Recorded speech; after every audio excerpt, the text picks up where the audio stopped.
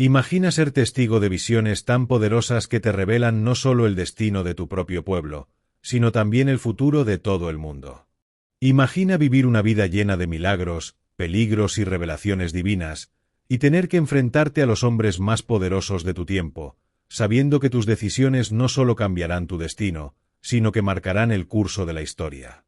Esta es la historia de Daniel, un joven judío que fue llevado cautivo a la majestuosa ciudad de Babilonia, y que, a lo largo de su vida, desafió imperios, interpretó sueños que alteraron reinos, y vivió milagros que desafiaron toda lógica. Pero lo más impresionante de su historia no es solo lo que vio, sino cómo, a través de su fe inquebrantable, enfrentó los mayores desafíos de su tiempo.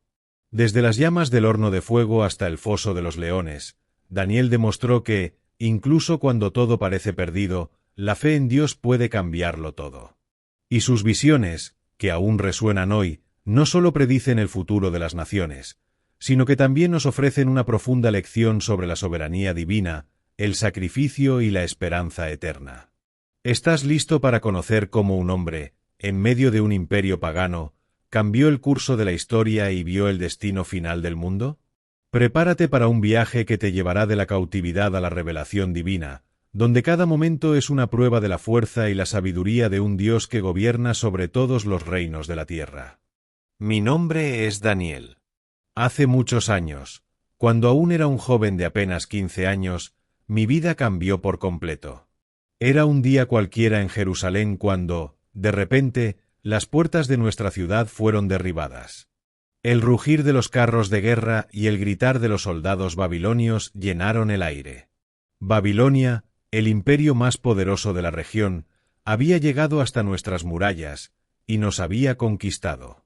Los babilonios no solo destruyeron nuestra ciudad, sino que también nos arrastraron a nosotros, los jóvenes de la nobleza, a un exilio doloroso. Nos llevaron lejos, hasta una tierra desconocida, bajo el mando del rey Nabucodonosor, un hombre de poder absoluto y temido por todos. En el camino hacia Babilonia, sentí como mi corazón se rompía por cada calle que dejábamos atrás, por cada templo que se desvanecía en el horizonte. Pero el peor golpe fue saber que todo lo que conocíamos, nuestra cultura, nuestra fe, todo, se encontraba en peligro de desaparecer. A mí y a mis amigos, Sadrach, Mesach y Abednego, nos escogieron entre otros jóvenes por nuestra inteligencia, nuestra apariencia física y nuestras habilidades. El rey Nabucodonosor deseaba tenernos en su corte, para entrenarnos y convertirnos en servidores del imperio. Durante días, nos prepararon para vivir como babilonios.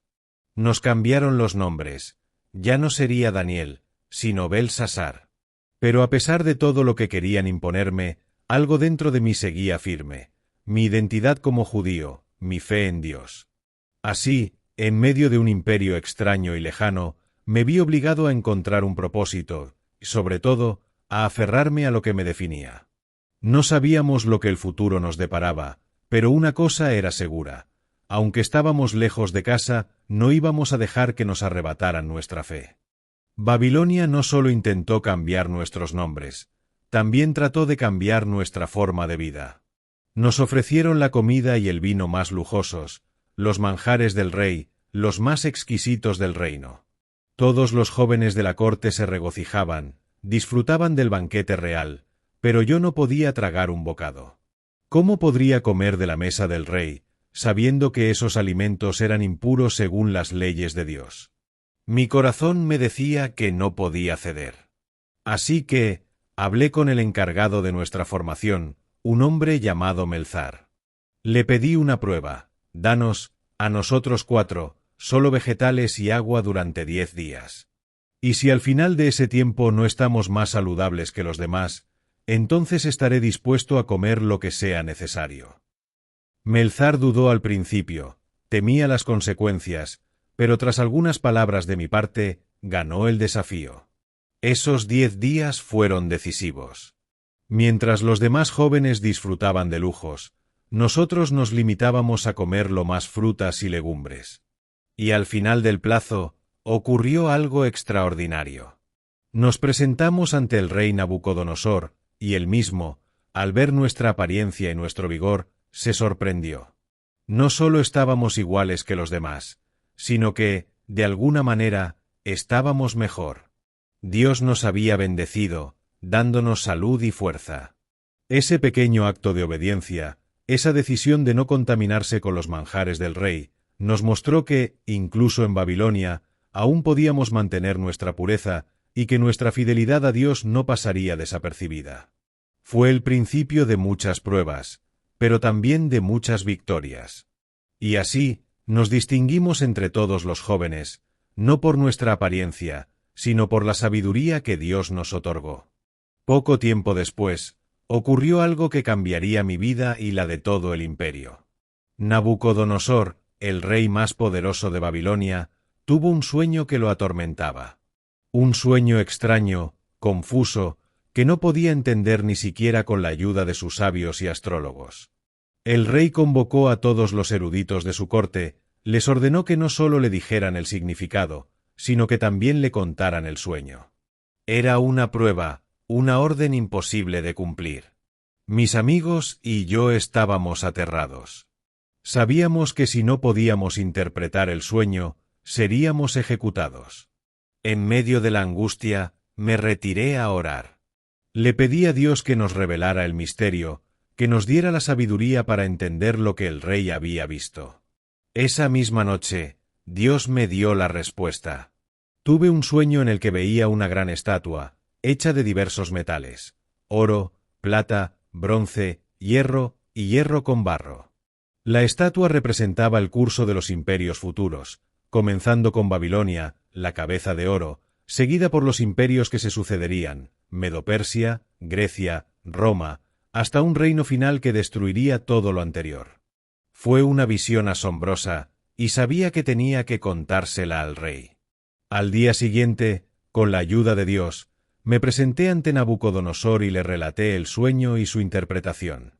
El rey se quedó asombrado, pues todo coincidía perfectamente con lo que él había soñado. La estatua representaba la sucesión de imperios, y yo le expliqué cómo el reino de Babilonia era el primero, pero que todos los imperios llegarían a su fin, hasta que Dios estableciera su propio reino eterno. El rey, impactado por la revelación, me honró públicamente y me promovió a una posición de gran poder. Sin embargo, yo sabía que la gloria no era mía, sino de Dios. Él había usado a un joven como yo, un cautivo, para llevar su mensaje a la corte más poderosa del mundo. Dios había dado la interpretación, y, por primera vez, el rey de Babilonia reconoció que el Dios de Israel era el único Dios verdadero. Mi vida en Babilonia no fue fácil, y menos aún después de aquella interpretación del sueño. El rey Nabucodonosor, en su orgullo y afán de poder, decidió erigir una estatua gigantesca de oro, y decretó que todos debían postrarse y adorarla al sonar la música. Nadie podía desobedecer sin enfrentar la muerte. Sadrac, Mesac, Abednego y yo estábamos frente a una prueba difícil. Sabíamos que, si no adorábamos esa estatua, nuestras vidas estarían en peligro. Pero no podíamos ceder. Nuestro Dios, el Dios de Israel, había sido claro en sus mandamientos: no adoraríamos a ningún otro Dios ni a ninguna imagen hecha por manos humanas. El día de la inauguración de la estatua llegó, y la música comenzó a sonar. Todos los habitantes de Babilonia se postraron ante la estatua, excepto nosotros, los 4 jóvenes. Las miradas de todos se dirigieron hacia nosotros, y pronto los calumniadores fueron a informar al rey. Nabucodonosor, furioso, mandó que nos trajeran ante él. ¿Es cierto que no adoras mi estatua?, preguntó con voz retumbante. ¿Estás dispuesto a morir por tu desobediencia? Mi corazón latía fuerte, pero en ese momento mi fe no vaciló.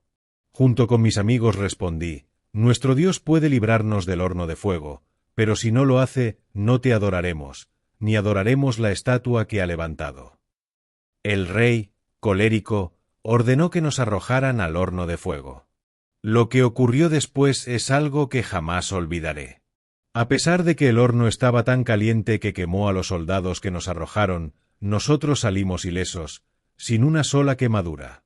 Y, lo más sorprendente, fue que vimos una figura, como un ser divino, que caminaba con nosotros en medio del fuego. Dios nos había protegido, y el rey, al ver este milagro, reconoció que nuestro Dios era el verdadero Dios.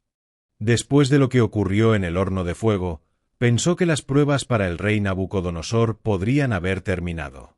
Sin embargo, su orgullo seguía creciendo. Todo lo que el rey había logrado en Babilonia, los vastos imperios que había conquistado, le hacían creer que su poder era absoluto. Pero su corazón seguía estando lleno de soberbia, y eso, tarde o temprano, traería consecuencias. Una noche, el rey tuvo otro sueño. Esta vez, el sueño era de un árbol gigantesco que se alzaba hacia el cielo. El árbol era tan grande que su sombra cubría toda la tierra, y sus frutos daban sustancia a toda criatura. Pero luego, una voz desde el cielo ordenó que el árbol fuera talado y reducido a nada, y sólo quedara un tronco.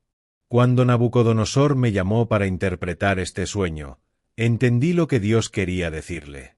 Con una gran reverencia, le expliqué al rey que ese árbol representaba su reinado, su poderío, y que, por su orgullo, Dios lo humillaría. El rey, por no reconocer su dependencia de Dios, sería derribado. Viviría como un animal durante un tiempo, hasta que finalmente reconociera que solo Dios es soberano sobre los reinos de la tierra. El rey, desconcertado, no escuchó mis palabras.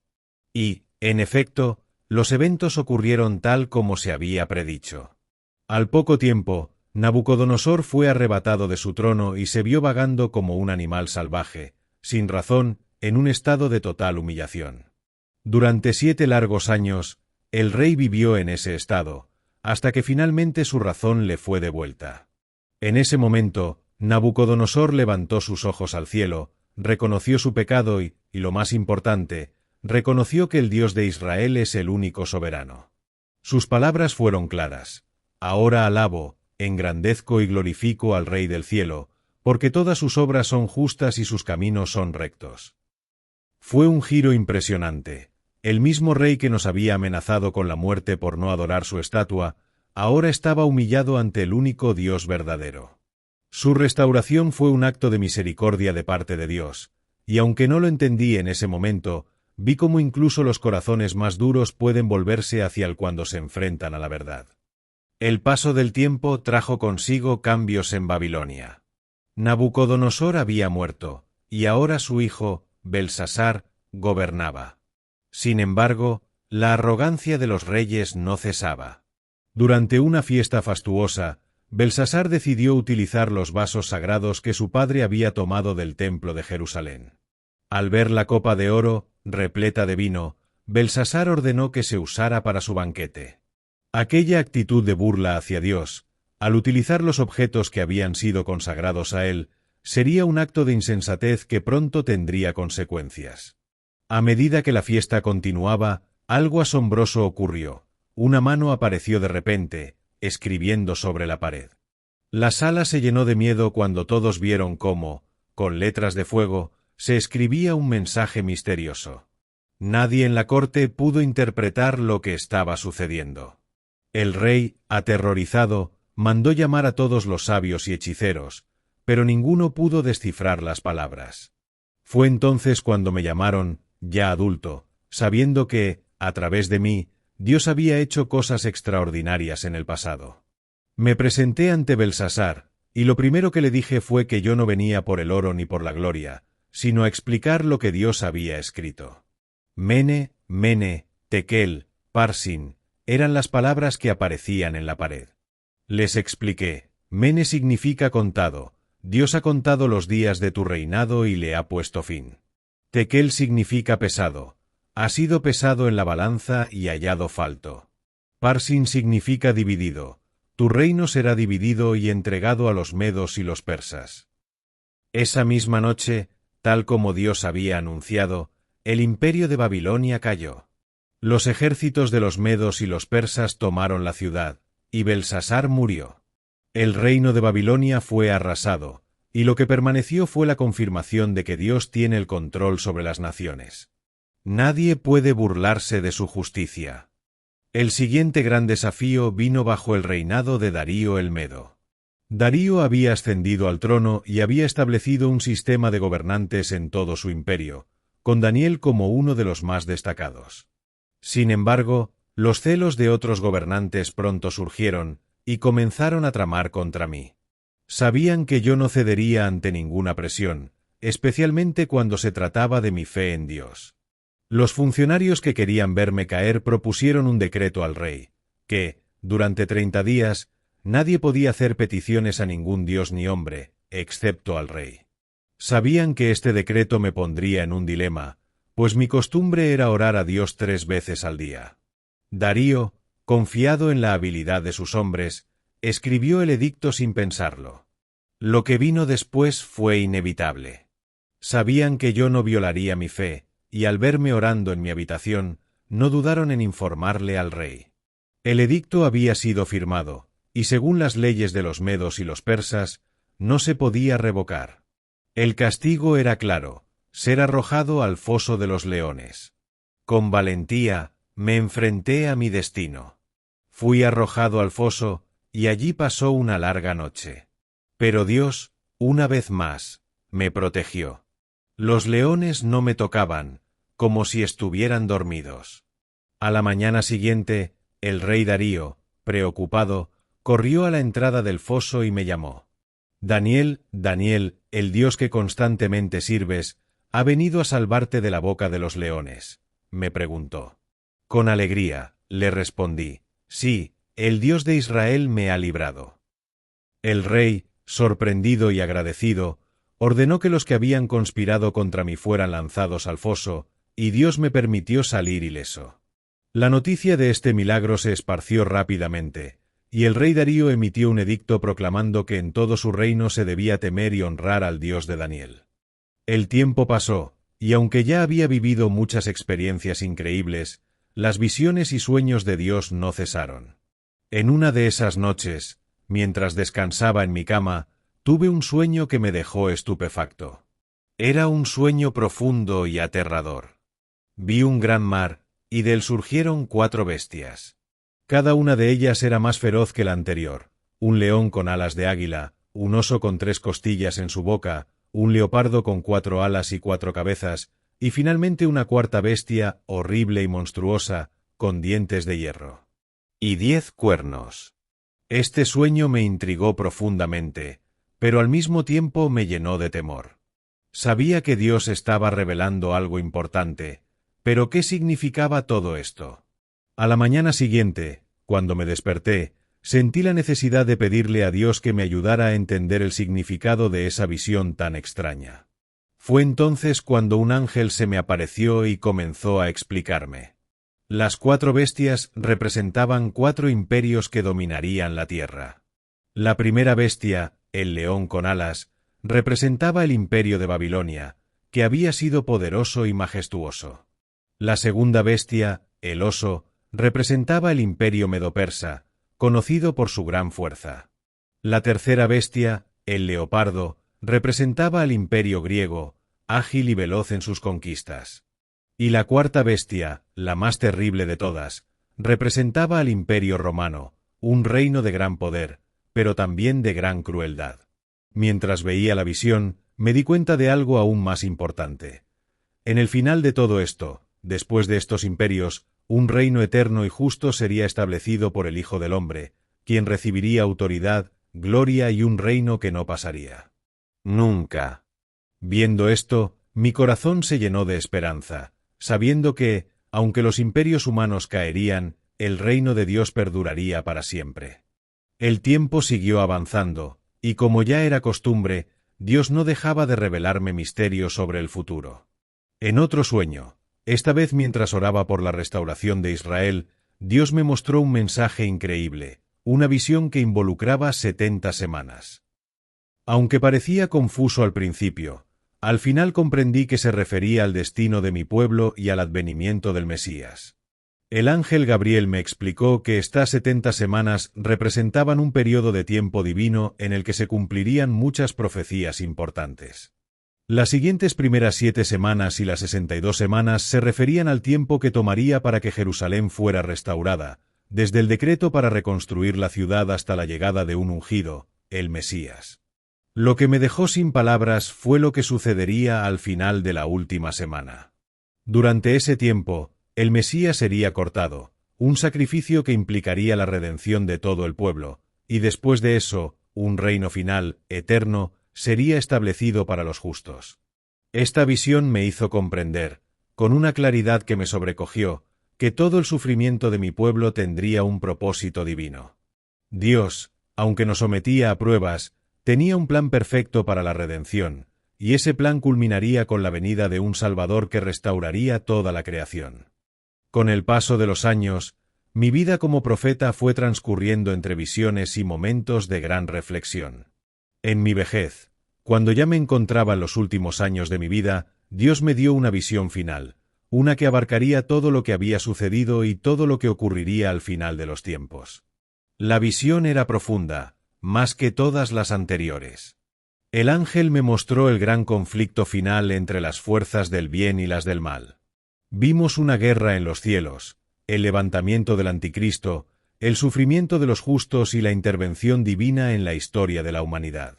En esos momentos, vi lo que parecía una gran tribulación, pero también vi la victoria final de Dios. Y lo más asombroso de todo fue la visión del juicio final, el día en que todos los que vivieron sobre la tierra, justos e injustos, se presentarían ante el trono de Dios. Aquellos que permanecieron fieles serán recompensados con vida eterna, mientras que los impíos serán condenados. Aquel juicio no sería como los juicios humanos, donde hay corrupción o favoritismos. Este juicio sería perfecto, y sólo la justicia de Dios prevalecería. Esa visión me dejó claro que el tiempo que había vivido, mis luchas y pruebas, no eran en vano. Cada desafío que había enfrentado, cada persecución y cada momento de angustia tenía un propósito mayor: mostrar que la justicia de Dios y su soberanía sobre los reinos de la tierra no tienen fin. Nada ni nadie puede detener lo que Él ha planeado. Al final de mi vida, puedo decir que mi visión del futuro no solo me ha dado fuerza en tiempos de prueba, sino que también ha sido una promesa de esperanza para todos los que temen al Señor. El reino de Dios es eterno, y Él es el único digno de alabanza, como lo he visto una y otra vez. Cada visión, cada sueño, cada revelación, me ha acercado más a la certeza de que todo se cumple según su voluntad. Y aunque mi historia haya terminado aquí, sé que la de muchos, como la de los justos, continúa. La fe en Dios no tiene fin, y como Él me ha mostrado, nada, ni siquiera el tiempo mismo, podrá separarnos de su amor eterno. Reflexión. La vida de Daniel es una poderosa lección de fe, valentía y fidelidad a Dios, aun en los momentos más oscuros. Desde el momento en que fue llevado cautivo a Babilonia, un imperio extranjero que adoraba a dioses ajenos y practicaba la injusticia, Daniel tuvo que enfrentarse a desafíos que no solo pusieron en juego su vida, sino también su fe. A pesar de vivir en una cultura pagana, Daniel se mantuvo firme en su adoración a Dios. Hoy, cuando el mundo parece más dividido, más ruidoso y más desafiante que nunca, la vida de Daniel nos invita a reflexionar. ¿Qué estamos dispuestos a sacrificar por nuestra fe? En una sociedad donde el conformismo parece ser la norma, ¿tenemos el coraje de mantenernos firmes en nuestras convicciones cristianas, como lo hizo Daniel? Lo que me impacta profundamente de la vida de Daniel es que él no buscó la fama ni el reconocimiento. Su misión era más grande que cualquier ambición terrestre. Él era un instrumento de Dios. Su historia es un recordatorio de que Dios nunca abandona a los que le son fieles. Aunque Daniel pasó por momentos de angustia, fue en esos momentos cuando vio los milagros más grandes, desde el fuego que no lo consumió hasta el foso de los leones que no lo tocó.